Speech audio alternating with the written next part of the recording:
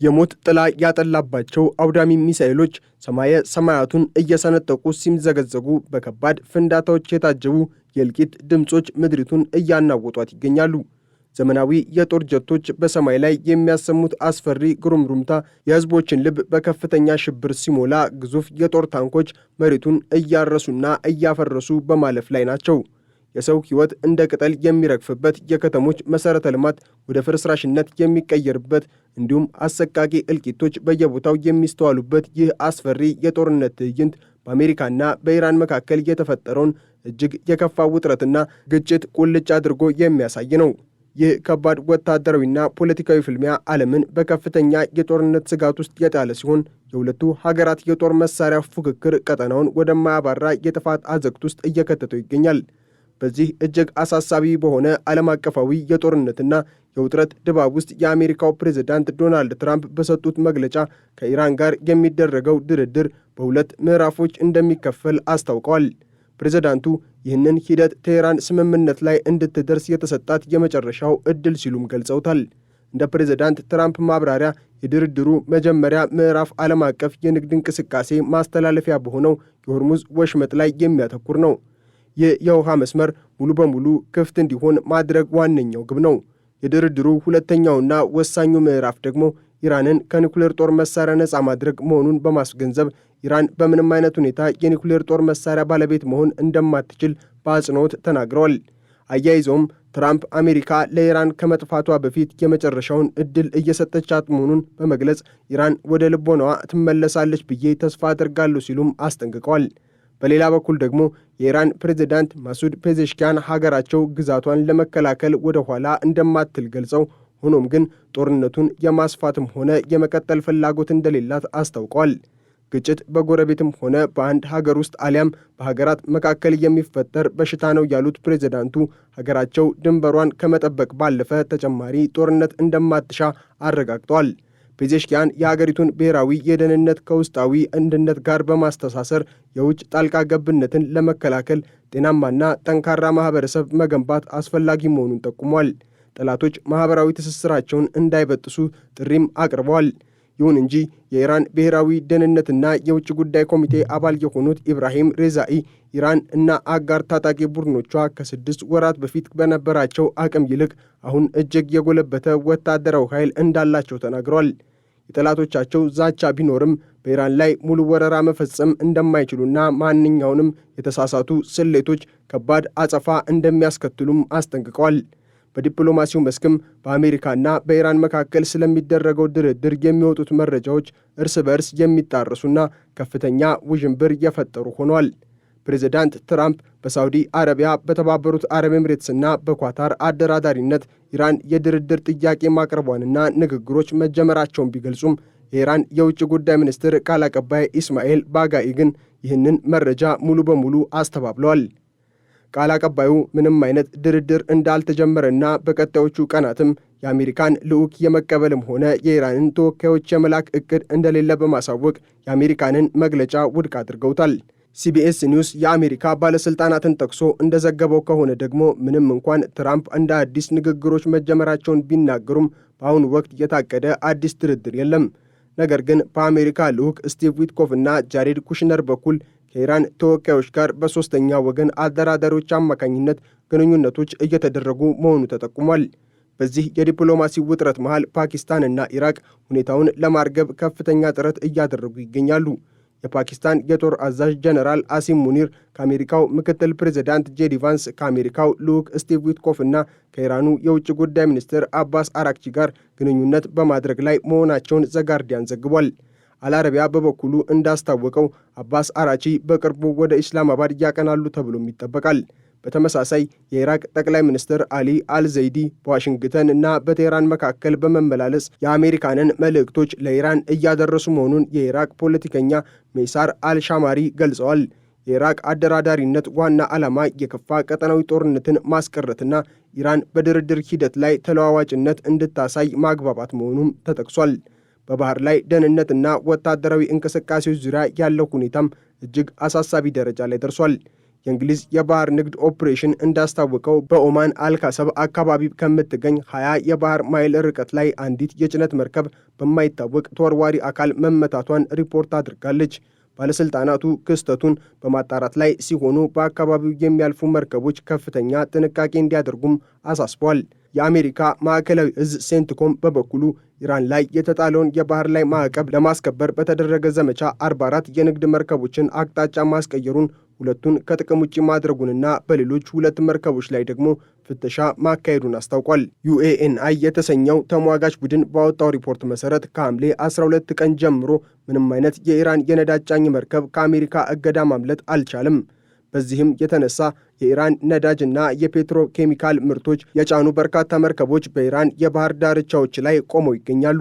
ሆኖም አሜሪካና ኢራን የመግባቢያ ሰነድ ይፋ ካደረጉበት ሰኔ 14 ጀምሮ 66 መርከቦች ወደ 88 ሚሊዮን በርሜል የሚጠጋ የኢራን ነዳጅ ጭነው የኦማን ባህረ ሰላጤን ለቀው መውጣታቸውንና ከዚህ ሽያጭም የኢራን እስላማዊ አብዮታዊ ዘብ ከ6 ቢሊዮን ዶላር በላይ ገቢ ማግኘታቸው ተገልጿል። ይህ ገቢ የኢራንን የሚሳኤልና የድሮን ፕሮግራሞችን ለመደገፍ እንደዋለ የተገለጸ ሲሆን የቻይና ገዢዎች የኢራንን ድፍድፍ ነዳጅ በበርሜል ከ10 እስከ 12 ዶላር በሚደርስ ቅናሽ እንደሚገዙም ተጠቁሟል። የባህር ላይ ትራፊክ መረጃዎች እንደሚያሳዩት በሆርሙዝ ስትሬት በኩል ያለው የትራፊክ ፍሰት በተወሰነ ደረጃ የቀነሰ ሲሆን ሰኞ ዕለት 6 መርከቦች ብቻ መስመሩን ተጠቅሟል። በባብኤል ማንደብ መስመር ግን 20 መርከቦች ማለፋቸውን የኬፕለር መረጃዎች አመልክቷል። ከዚህ የውጭ ጫናና ጦርነት በተጨማሪ የኢራን የውስጥ ፖለቲካና ኢኮኖሚያዊ ቀውሶች እየተባባሱ ይገኛሉ። የኢራን ጠቅላይ መሪ ሞጅታባ ካሚኒ ፕሬዝዳንት ማሱድ ፔዜሽኪያንን በሚቀጥለው ጊዜ የሥራ መልቀቂያ ካቀረቡ ያለምንም ማቅማማት እንደሚቀበሉት ማስጠንቀቃቸው የካሚኒ ዘመድ የሆኑት ሞሐመድ ባገር ካራዚ በቪዲዮ ባስተላለፉት መልእክት አጋልጠዋል። ካራዚ እንዳሉት ፕሬዝዳንት ፔዜሽኪያን መንግስታቸው ከዋና ዋና ውሳኔዎች መገፋቱንና የአብዮታዊ ዘብ ጽንፈኛ ቡድን የመንግስትን አስተዳደር መቆጣጠሩን በመቃወም እስካሁን 28 ጊዜ የሥራ መልቀቂያ ለማስገባት ዝተው ነበር። ይህ ውስጣዊ የፖለቲካ ሽኩቻ እያደገ መምጣቱ ጠቅላይ መሪው የብሔራዊ ደህንነት ምክር ቤት ኃላፊ የሆኑትን ሞሐመድ ባገር ዞልጋድርን አንስተው በከፍተኛ ወታደራዊ አማካሪያቸው ሞሰን ሬዛኢ ለመተካት ማቀዳቸውም ተሰምቷል። የሀገሪቱ የኢኮኖሚ ሁኔታም ቢሆን ከባድ ፈተና ውስጥ ወድቋል። የኢራን ማዕከላዊ ባንክ ገዢ አብዶል ናስር ኬማቲ የአንድ ወር የባንክ መስተጓጎልን ተከትሎ የዋጋ ግሽበቱ በግማሽ መቀነሱን ቢያውጁም ትክክለኛው መረጃ ግን የሸቀጦች ዋጋ ካለፈው ዓመት ጋር ሲነጻጸር በ84 በመቶ መጨመሩን ያሳያል። ማዕከላዊ ባንኩ ወርሃዊ የዋጋ ግሽበት ወደ 3.6 በመቶ ወርዷል ብሎ ቢያበስርም ይህ ቁጥር በዓመት ሲሰላ ከ50 በመቶ በላይ ዋጋ ግሽበት የሚያመለክት በመሆኑ የሕዝቡ የኑሮ ውድነት መከራ የሚያቃልል አይደለም። በሰብአዊ መብት አያያዝ ረገድ የኢራን መንግስት በተቃዋሚዎች ላይ የሚያደርገውን አፈና አጠናክሮ ቀጥሏል። የሰብአዊ መብት ጠበቃ የሆነው ባባክ ኢስላሚ ፋርሳኒ በመንግስት ላይ የፕሮፓጋንዳ ዘመቻ አካሂዳል በሚል የ9 ወራት የእስር ቅጣት ተፈርዶበታል። ይህ ጠበቃ እንደ አውሮፓውያኑ አቆጣጠር በ2022 በአራክ ከተማ በተደረገው ህዝባዊ ተቃውሞ ወቅት የተገደለውን መህርሻድ ሻሂዲን ቤተሰቦች በመወከል ሲሟገት የነበረ መሆኑ ታውቋል። በተያያዘ መረጃ ከ2022 ተቃውሞ ጀምሮ በእስር ላይ የሚገኙት የተሃድሶ ፖለቲከኛው ሙስጠፋ ታጃዛዴህ መንግስት በጥር 2026 ተቃውሞ በታሰሩ ዜጎች ላይ እያካሄደ ያለውን የሞት ቅጣት በአስቸኳይ እንዲያቆም ጠይቀዋል። ታጃዛዴህ በኢንስታግራም ገጻቸው ባስተላለፉት መልእክት የሞት ቅጣት የሰብአዊ መብትን ከመጣስ ባለፈ የኢራንን ችግሮች እንደማይፈታና በህዝቡ ልብ ውስጥም ፍርሃትን እንደማይዘራ በአጽንኦት አስጠንቅቀዋል። ከግጭቱ ጋር በተያያዘ ሌሎች ቀጠናዊና ዓለም አቀፋዊ ተዋናዮች ያላቸው ሚናም የዚሁ መረጃ አካል ሆኗል። የጠቅላይ መሪው አማካሪ የሆኑት ሞሰን ሬዛኢ ዩክሬን በቮልጋ ወንዝ ላይ በኢራን መርከብ ላይ ጥቃት መሰንዘሯን ተከትሎ ኢራን በዩክሬን 3 ቦታዎች ላይ የአጸፋ ጥቃት ለመፈጸም ዝግጅት አድርጋ እንደነበረም ተናግረዋል። ሆኖም ዩክሬን ድርጊቱ በስህተት የተፈጸመ ነው በማለቷ ኢራን ጥቃቱን መሰረዟን ገልጿል። በሌላ በኩል ሬዛኢ ፕሬዝዳንት ትራምፕ በኢራን ላይ በሚወሰደው እርምጃ ውስጥ እስራኤልን ሆነ ብለው እንዳገለሏት ተናግረዋል። ይህም ጥቃቱ በአሜሪካ የተወሰነ ነፃ ውሳኔ እንጂ በእስራኤል ግፊት የተደረገ እንዳልሆነ ለማሳየት ታስቦ ነው ብለዋል። በተጨማሪም እስራኤል በጋዛ በደቡብ ሊባኖስና በዌስት ባንክ ጦርነት ውስጥ በመጠመዷ ምክንያት ተጨማሪ ግንባር የመክፈት አቅም እንደሌላት ሬዛኢ አክለው ገልጸዋል። የእስራኤሉ ጠቅላይ ሚኒስትር ቤንያሚን ኔታንያሁ በበኩላቸው ኢራን ባለፈው አንድ ወር ውስጥ በእስራኤል ላይ ጥቃት ያላደረሰችው እስራኤል አደገኛ አጸፋዊ ምላሽ የመስጠት አቅም እንዳላት ስለተገነዘበች መሆኑን በፖድካስት ቃለ ምልልሳቸው አብራርተዋል። ኔታንያሁ ኢራን አሁንም ወታደራዊ አቅም ቢኖራትም በእስራኤል ላይ ጥቃት ለመሰንዘር ከሞከረች እጅግ ከባድ ምት እንደሚያርፍባት አስጠንቅቀዋል። ይህ የጦርነትና የዲፕሎማሲ ውጥረት በአሜሪካ የውስጥ ፖለቲካና በዓለም አቀፍ የኢኮኖሚ ገበያ ላይም የራሱን አሻራ እያሳረፈ ይገኛል። ዓለም አቀፍ የነዳጅ ገበያ ባለሀብቶች በአሜሪካና በኢራን መካከል ዲፕሎማሲያዊ መፍትሄ ሊመጣ ይችላል የሚል ተስፋ በማሳደራቸው ሰኞ ዕለት የነዳጅ ዋጋ በከፍተኛ ሁኔታ አሽቆልቁሏል።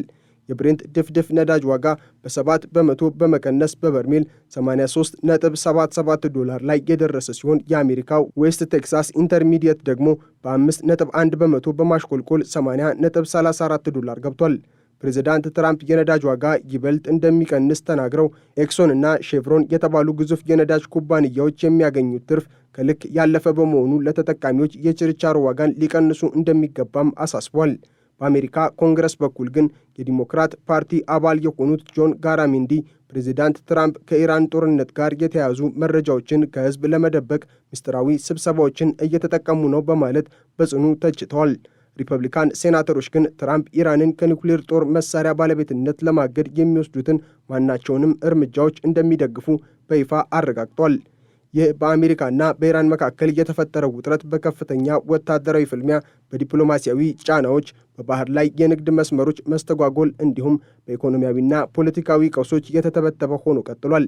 የዓለም አቀፉ ማህበረሰብ ይህ ቀጠናዊ ፍልሚያ ወደ ላቀና አውዳሚ ደረጃ እንዳይሸጋገር በከፍተኛ ትኩረትና ስጋት እየተከታተለው ይገኛል። የአደራዳሪ ሀገራት ጥረት፣ የውስጥ ፖለቲካዊ ጫናዎችና የኢኮኖሚ ገበያ መዋዠጎች የዚህ ውስብስብ ጂኦፖለቲካዊ ቀውስ ቀጣይ አቅጣጫን የሚወስኑ ዋነኛ ነጥቦች ሆነው ቀጥለዋል። የጦር መሳሪያዎቹ ጉርምርምታ ቆሞ የሰላም ድምፅ ይሰማል ወይንስ ቀጠናው ወደ ባሰ የእልቂት አዘቅት ይገባል የሚለው ጉዳይ የዓለምን ትኩረት ስቦ የያዘ የዘመናችን አብይ የፖለቲካ እንቆቅልሽ ሆኖም ታይቷል።